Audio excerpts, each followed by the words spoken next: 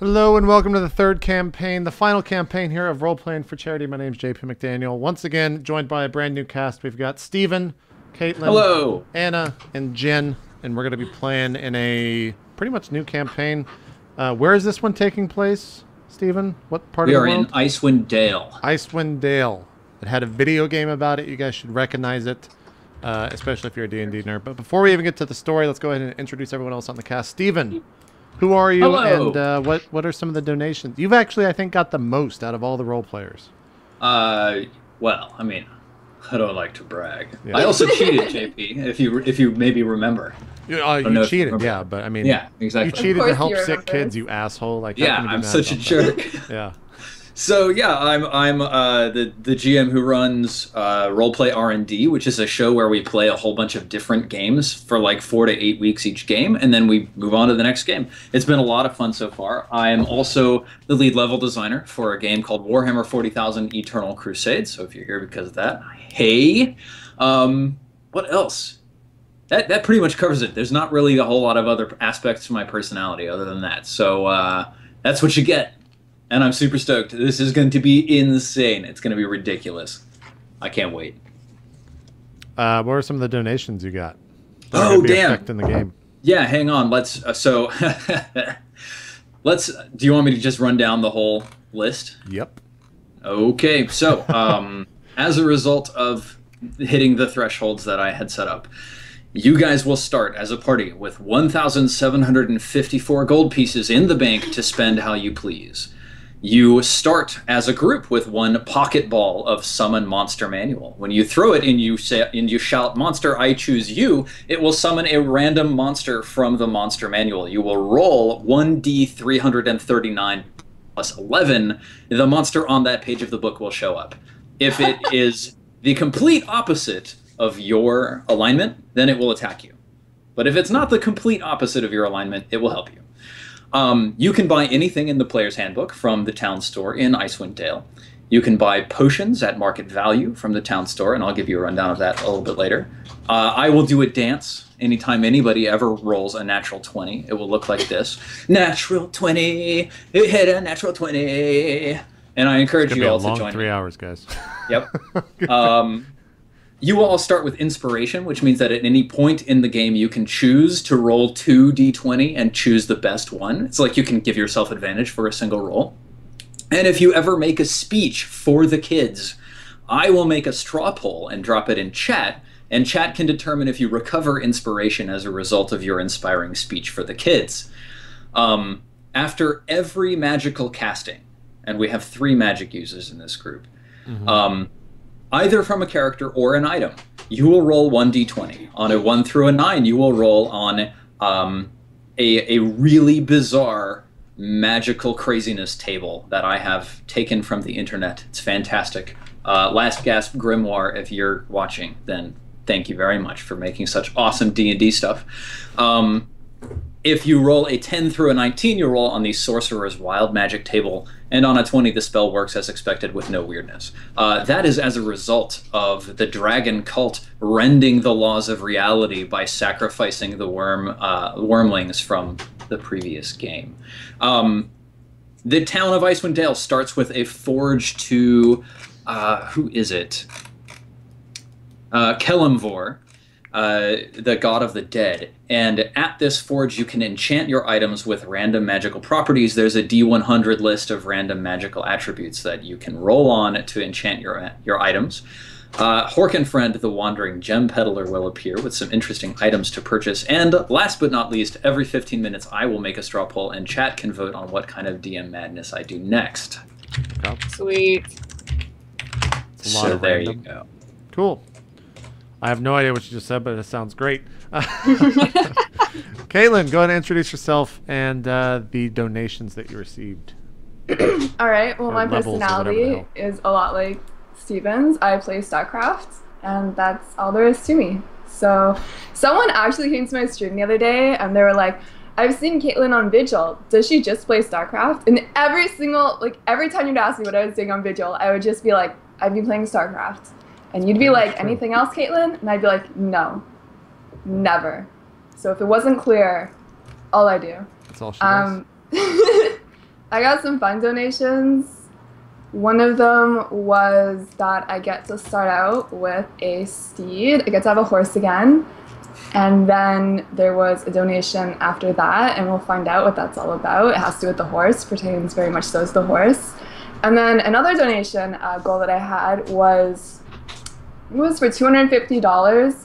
You get to decide what kind of markings my character has on their face, and I'll also do it in person. So that's why I have this gruesome bear on my face, right here, as decided by Sinome.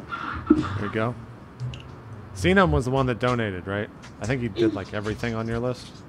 Yeah, Sinome got them all. There you go. There you go. Cool. Anna, tell us a little bit about yourself as well as some of the goals that you reached thus far. I am Anna Prosser Robinson. I work for a Good Game Agency, which owns Evil Geniuses and Alliance, the pro gaming teams. And then I also do a lot of freelance work in and around video games and esports and help run misclicks.com, which is a group that supports and provides exposure for female role models in geek and gaming culture. So that's me in a nutshell. I was so impressed. I just looked at my donations and a whole bunch have come in. So thank you guys who did that. And mine were mostly written around things that my character would do in-game when you make an individual donation. For example, my character might reference a legend about you or sing a song about you to themselves or talk about a really cool time that they had together.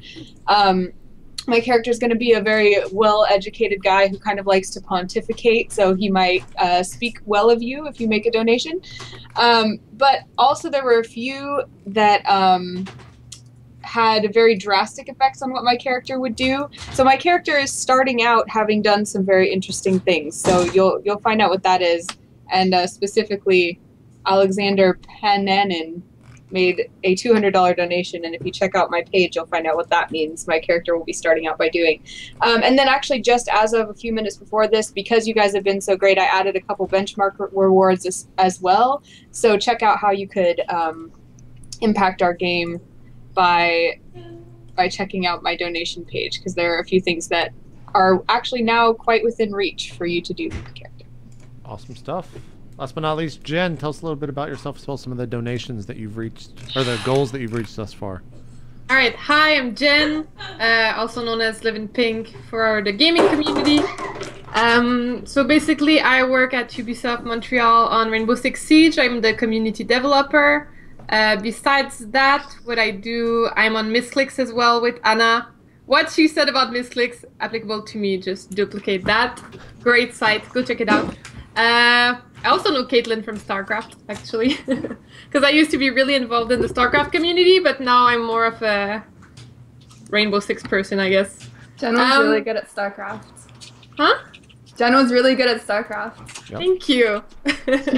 I got third place once in like a Gold League tournament. What? No, you were in Gold League though. What is this? You Yeah, cheated and entered in Gold League? at the beginning of my career, I got third place in Gold League. That was wonderful. Nice. It's my best tournament ending ever. There you go. Besides that, yeah, my goals. Let me talk to you about my donation pillars. We reached a lot, and I just added more. I will do my best to execute all of them, but it's a lot, and I'm not sure if I'm going to be able to. But you should still donate for us to reach the last 3 pillars, because they are definitely doable during this campaign. So the big ones we reached is that my character will buy a pet ferret at the beginning, and will be able to speak ferret. Also, at some point, what other things are really interesting? I am also... No, I won't spoil everything. You can go on my page to find out everything.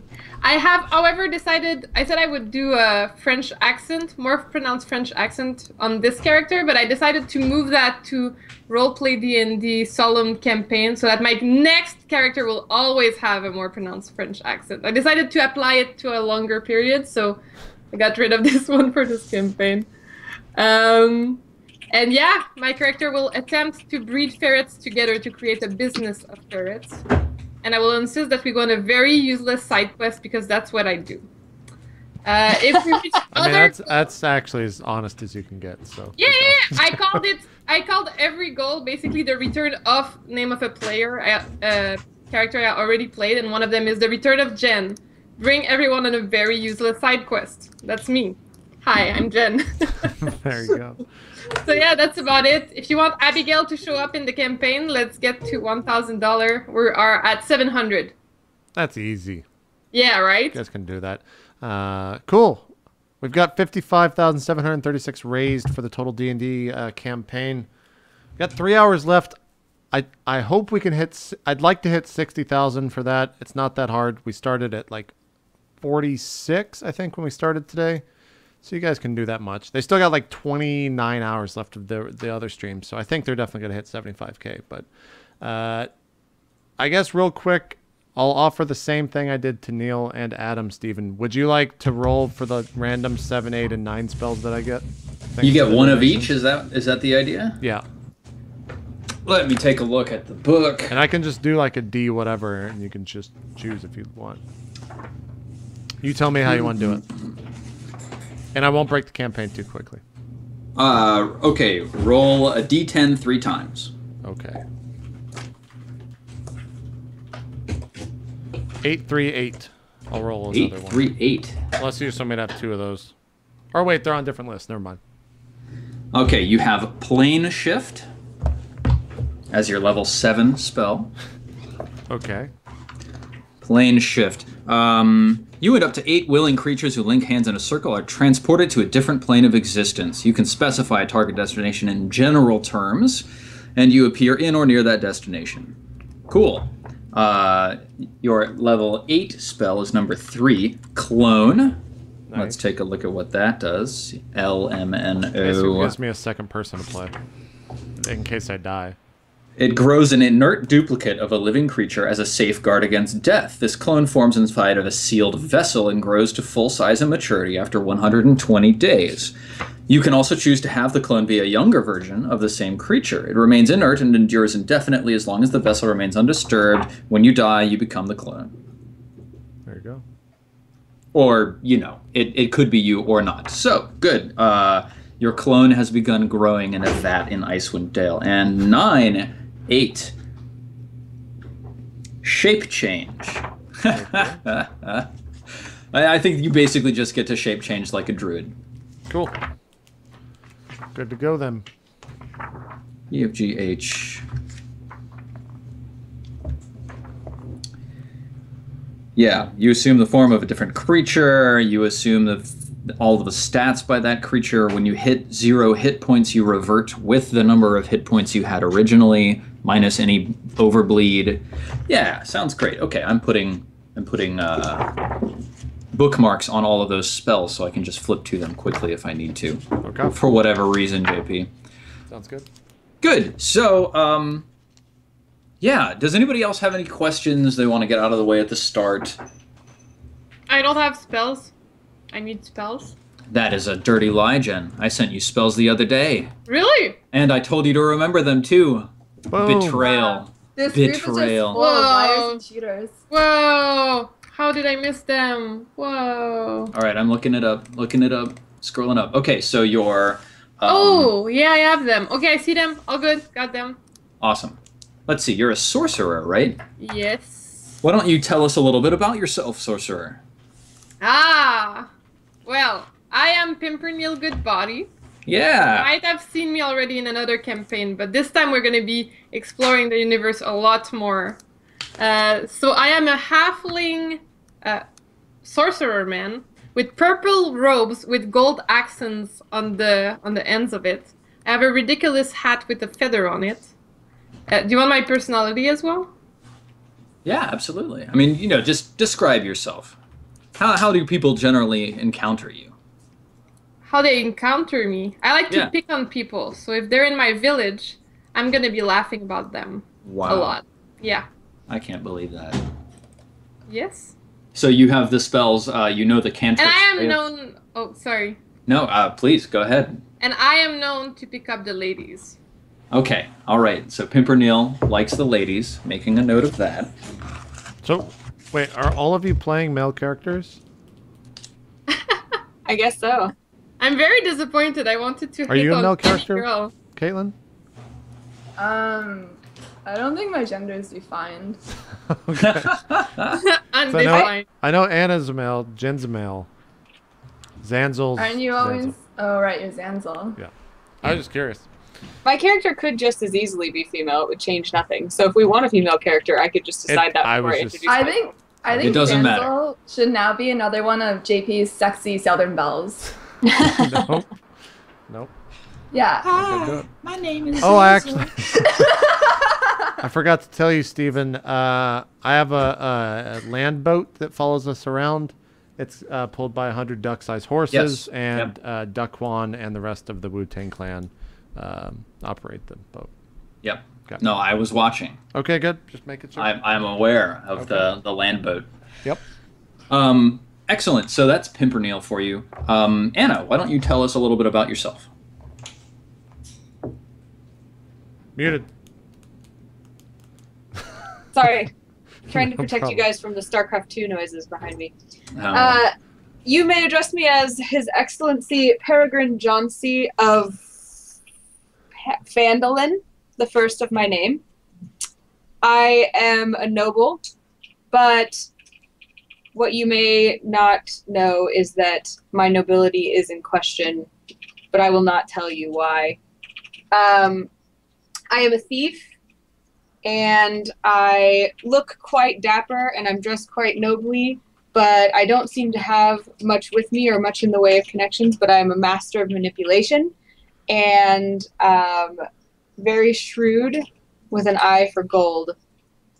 I am apt to tell a lot of stories, and apparently I'm subject to some erratic behavior. I'm trying not to spoil what my donations are going to make me do, but it's going to be very interesting. Okay. Is that it? Sure. Cool. What type of character are you? Like, what class are you? Are you a fighter? Oh, sorry. Yeah, I'm a thief. Oh, you're a rogue. thief. Okay. Yeah, and I'm a halfling. Okay. Jen, are you a human? Yeah, I messed up. Yeah, I'm a human. Okay. I mean, you can't really mess up in this version of I this. said halfling, but it was because anyway, I'm a human. Human witch, whatever. Sorcerer. Should we be telling our traits, like the personality traits and ideals and bonds and things that we chose? if you want. If you want to follow those, you can. It's totally not. You don't have to. Totally up Well, to you. mine's built on those, so I'll tell him. Okay. Go for it.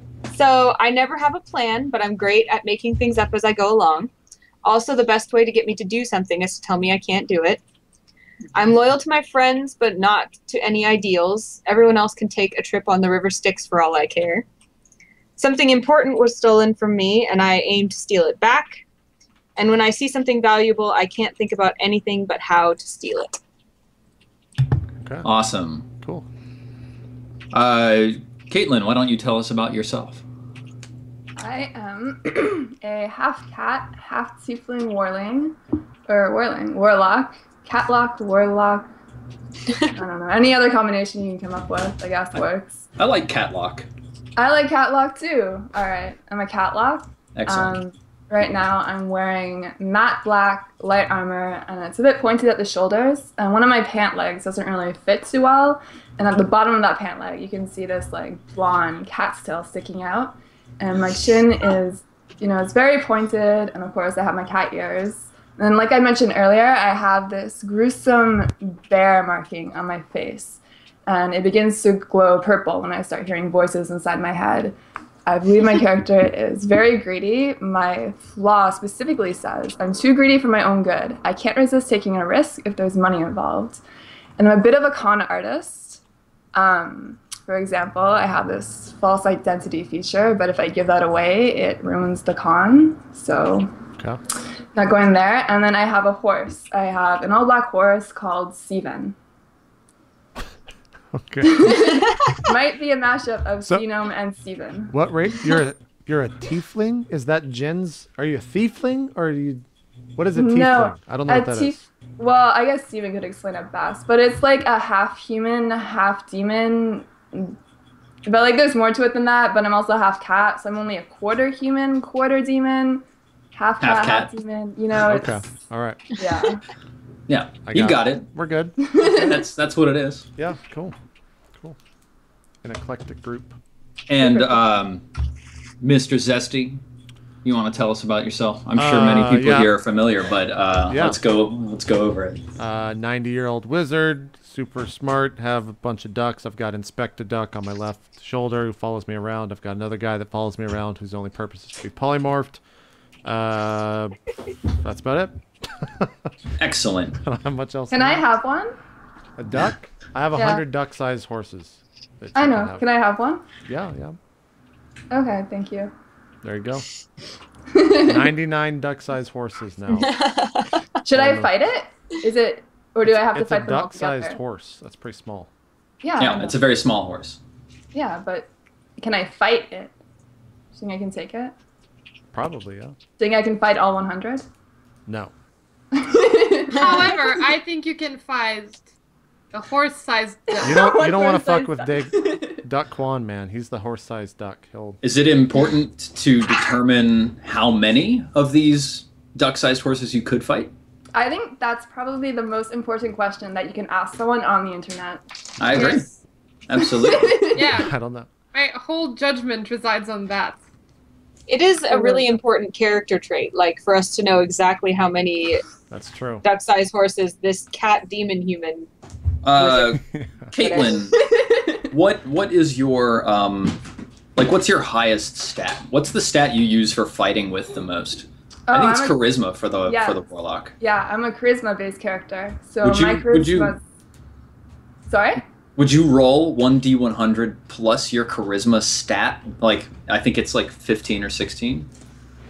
Do I know what this roll is for? Oh, I see. I'm already like, okay. Holy crap. That's so good. That's pretty good. How many is it? 89. It's not 100. You could take 89 duck-sized horses. That's it. That's pretty good. That's it. That is a lot of duck-sized horses if you really think about it.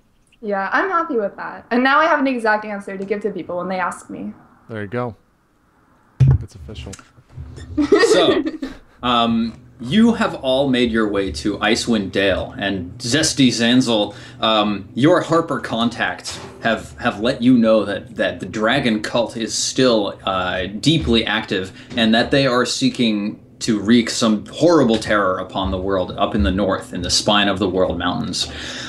So you've traveled to Icewind Dale. You've made contact with a man named, oh gosh, that D100 list is taking up too much space. You've made contact with a man named Bertio, B-E-R-T-I-O. He's your contact with the Harpers.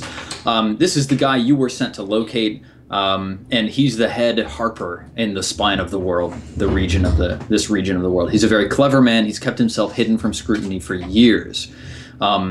He's briefed you, all four of you, on what is going on. He says that the weave of magic that ties the world together and allows magical effects to have their reliability has gone insane as a result of these sacrifices that the dragon cult has been doing across the land.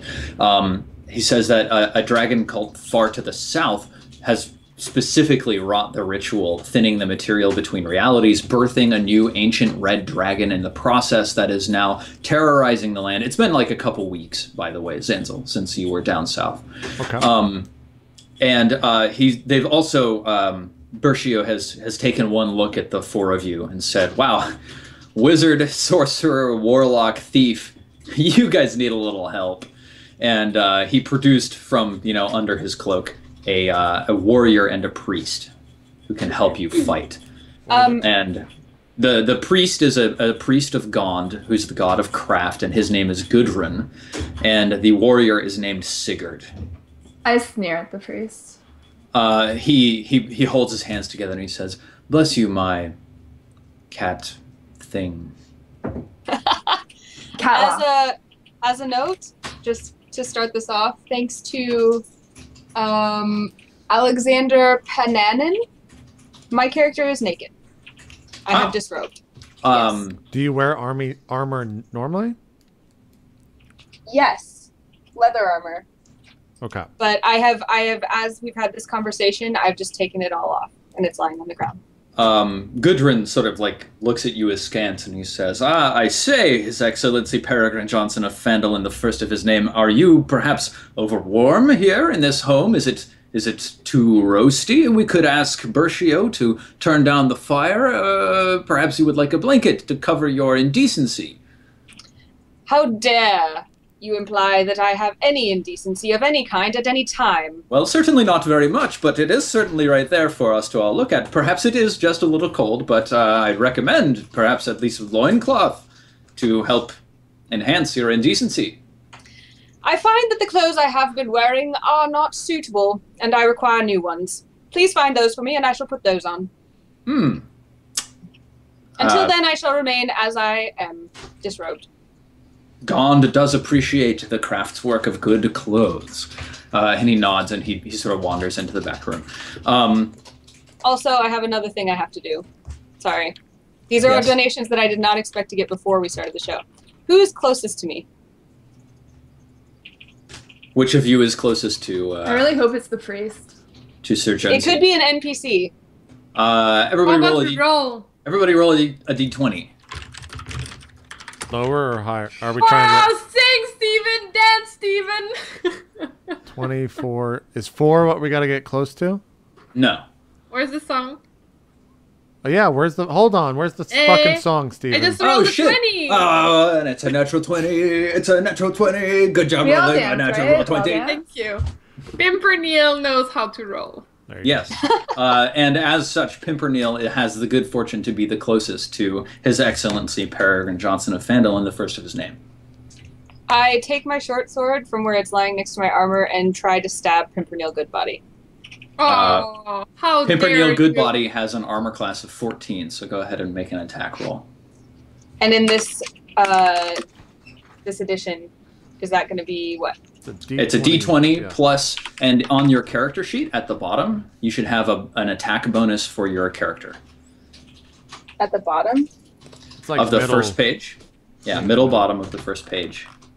So how is it that I get a 20 and then I get attacked? You crit it, ma'am.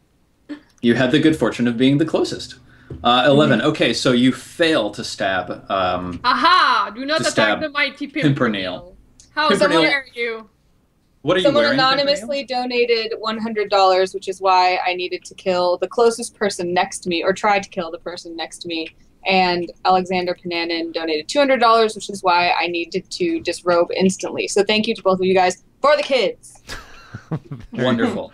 So now that you have failed at killing the person closest to you, you feel like the madness has left your mind and you are ready to not kill this person? Or do you think you really actually have to kill her? I guess I'm going to keep trying until... I'm trying to kill him, so I guess I attack again, unless he tries to defend himself. Pimpernel, what do you have to say about that? I shall cast Fog Cloud. So that's... Oh my god, this is actually just Eben all over again, like I'm trapped in the same You'll never escape Eben or Vigil, JP. Like, oh my god, I thought I killed this show! Never! Fog Cloud. How dare you try to touch the mighty Pimpernel? How dare you collude with those who would steal my title? This is a concentration spell. It lasts for up to 1 hour. It creates a 20-foot radius sphere of fog centered on a point within range. The sphere spreads around corners and the area is heavily obscured. It lasts for the duration or until a wind of moderate or greater speed disperses it. So, what does it look like when you cast Fog Cloud? It's gonna create a separation between Peregrine Johnson of whatever and myself. I'm trying to make him lose sight of me. Okay, so you speak a powerful word, and this cloud of fog just appears in existence. Also, roll 1d20. 7. 7. Okay, please roll 3d6.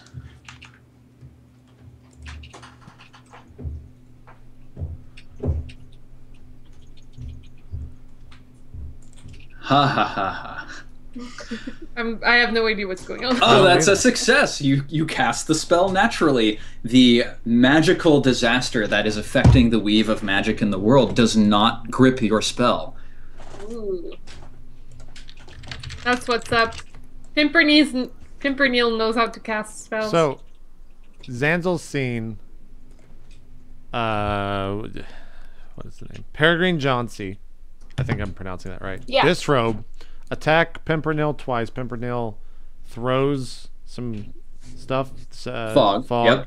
The interior of this hut in Icewind Dale is now completely filled with fog. It's almost impossible to see anything. Is Berchio in front of us? Yeah, he's in the room. He's sort of saying, "What? Get out of here! What are you doing?" Berchio, I'm sorry. These are the worst people I've ever recruited. I'm sorry. I've ever. We'll deal with this. What is it we need to do? And this just forget this. Here, smoke this, and I hand him my pipe. You'll forget soon. He takes a deep puff from the pipe, and he says, "Okay, well, you have here a sack of gold pieces from the Harpers, and you're free to go into town and spend it as you please. Also, you'll find in the sack a pocket ball of Summon Monster Manual, which you can use to your aid in tackling the challenges ahead of you. You will need to head deep into the spine of the World Mountains to a place that's known only as Basalt Home, where there was an ancient dwarf fortress. Deep within the fortress is an object called the God's Eye Opal. You need to procure it. It will help us in our battle against the dragon cult." That's all? Yes, that's all. You can always visit the temple in town and have them enchant your items with magic. Though at the moment the results are a little unpredictable, and the priest can also sell you a number of potions. I recommend that you go and spend this money fruitfully. Fair enough. All right, we'll have this for you tomorrow. Have a good day. And I just walk out. Overhearing this, I try to turn my head in the direction of where these voices are coming from, and I ask, does the priest have these potions on them now? Berchio says, "Yes, the priest does have these potions on him now." Should he not just hand them over to us? Everybody needs to make a living, especially here in the Dales. It's a challenge to survive. That's why the Harpers are providing you with these funds. In time. I'm sure he will, though. In time. That sounds a little sinister. Please get out of my home. Gudrun and Sigurd both sort of start coughing, and they interpose themselves between Sir Jonesy and Pimpernel, and they just sort of say, "All right, let's head out. Let's get on the road now." As soon as the bag of gold changed hands, I totally just completely lost interest in killing Pimpernel. Oh, okay. And then gathered up my clothing and armor and followed Zanzel. Okay, cool. I wave with my hat goodbye. My purple hat with a big feather. There's a billowing cloud of fog coming out of this hut behind you. So Icewind Dale is in the shade of a very large tree that actually exudes warmth, and it's like the trunk is like 300 feet across, and it reaches up like 700 or 800 feet into the heavens. It's really huge, a massive thing. 300, 700? Imagine a massive tree, and the village is all settled all amongst. You're actually directly across from the temple where this priest is willing to enchant your magical items. Or enchant your items with magic, rather. So, is anybody interested in pursuing that avenue? Of course. Yeah. Cool. So you can see here in Roll20, I have a huge pile of gold in the middle of the map. Hooray, gold! I've given it 1754 health, and in every time you spend money, we will reduce the health of this pile of gold so that we can all track how much money we have and have spent. Nice. So, who would like to purchase a magic item enchantment? It starts at 100 gold pieces, and the cost increases by 20 GP with every additional purchase. I don't need anything. I just walk by. Okay. There's the priest is standing there. A magic item enchantments with the hammer of Kellenvor. Come, get your magic items. Does that mean that we enchant a weapon we already have? Yeah. You enchant any item that you already have with a random magical attribute. All right. I pull out both of my daggers and I kind of like sharpen them against each other, and then I hold them out to the priest and I say, I want to be able to stab faster. He takes the daggers and he says, "Ah, my child, with the weave so disrupted, I cannot guarantee any specific enchantment. In fact, it might actually not be good, but it might be very good. Shall I enchant these daggers for you?" You know, I have backup weapons if anything should go wrong. So Excellent. And he swings a hammer and he hits it on one of the daggers. Would you roll 1d100? Plus charisma or no? Nope. Just straight 1d100. 93. That's a big number. Let's find out what that means. Is high good or bad? I think it's just a random list. Well, so far it's been bad, apparently. Yeah, I know, just right? a random list. Okay, I'm going to drop this into our Skype chat just so you can keep track of it. Once per day, the bearer of this item can skim 6 inches above the ground or liquid for 5 minutes. So, whenever you like, you can choose to activate this once per day. What is skim? What is the verb? What do you mean by that? Like Going hover. to float? Okay. Yeah, you're going to float. And you also enchanted your second dagger, so that's minus 120 gold. 6 inches, though? No, I'm kidding. Yes. Roll 1d100 again. 69. Don't worry, that's plenty. Oh, wow. Another good one. Oh, yes. Well, when the bearer of this item contemplates or undertakes a benevolent act, this item seeds the mind with doubt and rationalizations to work against the act. I'm not sure if I'll be needing that one. It doesn't... Could you redo that one for me? My child, I can but add these attributes. I could try to add another one if you'd like. I'll wait on it for now. I push her over him, whatever it is. I literally, like, Pimpernel goes forward, pushes it, and he's like, "All right, that's it now. I want magical items." Ah, yes, then my child. And what item would you like to have enchanted? My quarterstaff, please. Okay. He takes 140 gold from you, and you roll 1d100. 19. 19. Once per day, the user can summon a rhinoceros that obeys simple verbal commands and can act as a mount. The rhinoceros disappears after 8 hours. Yes. Would you like the priest holds his hands together and he says, "Would you like me to try again, my child?" Sure, you may enchant my hat. All right, he grabs your hat and he taps it with this hammer. I look at him and I'm like, "Don't mess it up. It's my There's favorite." an explosion of magic. You pay 160 gold. Roll 1d100. It's my favorite 6. Ooh, yikes. Let's see what that is. Oh, damn, that's a really cool one. Okay, Pimpernel. Once per long rest, you can sprout seraphim wings. You will gain a fly speed equal to your walking speed for 5 minutes. You blind anyone who looks directly at you, and you count as an angelic creature for the duration. Pimpernel the Angelic, it shall be. Awesome. Nice. Pimpernel the Angelic. The priest looks around. Anyone else? Yes, good sir. Myself. And I hand over my armor, which I'm still not wearing. Yes, of course. He says, good sir, you need not remove your armor for me to enchant it, but if this is more comfortable for you, then so be it. So you pay 180 gold pieces, and you roll 1d100. I go outside meanwhile, and I summon my rhino. Okay. I climb on it. I'm going to wait outside on top of my rhino with my hat. Awesome. 13. Oh my god. This is a really cool one. I'm happy about this. You are... once you receive this armor, you realize the truth that this armor has just now revealed to you. You are the progeny of the god Baal. You are the offspring of Baal. You have had such famous relatives in your past as, for example, Saravak,